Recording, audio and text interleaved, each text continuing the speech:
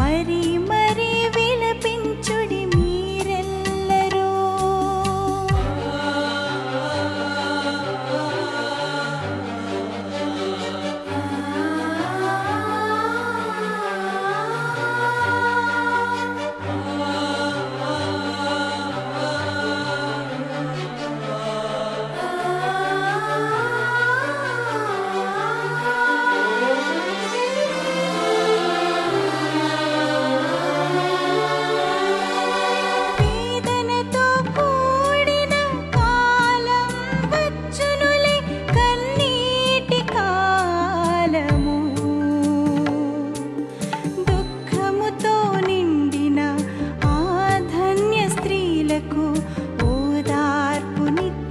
స్వామి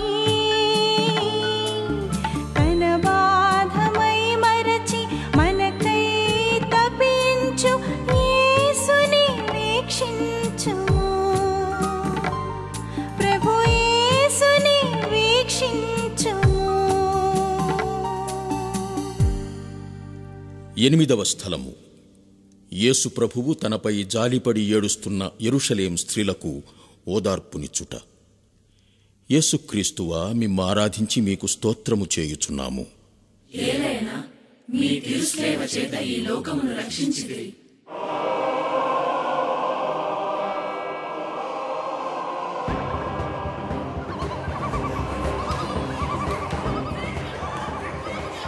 Jerusalem నగర వీధులన్నీ దద్దరిల్లిపోయాయి. ఎప్పుడూ విననటువంటి ఈ అరుపులు, కేకలు, కేరింతలు విని ఆ నగరంలోని స్త్రీలందరూ ఊరి బయటికి వచ్చారు.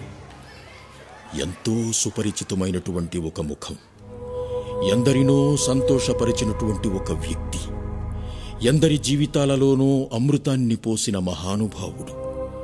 అట్టి ఆయనను శిలువతో నడిపించుటను, కొరడాలతో కొట్టుటను చూచిన ఆ స్త్రీల హృదయాలు కరిగిపోయాయి. కన్నీరు మున్నీరుగా ఏడవసాగారు.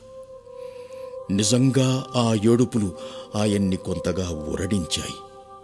అందుకే వారితో, నా కోసం ఏడవవలదు, మీకోసం, మీ బిడ్డల కోసం ఏడవండి అని అన్నారు.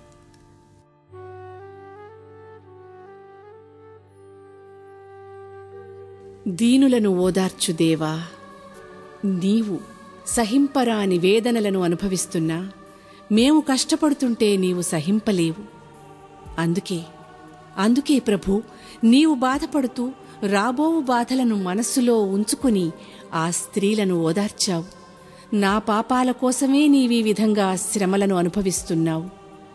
నేను ఈ విషయం గుర్తుంచుకుని నా పాపాల కోసం పేతురు వలె బోరున ఏడ్చే మనసును ఇచ్చి ఇక నుంచి సన్మార్గంలో పయనించే శక్తిని దయచేయండి స్వామి. ఆమేన్.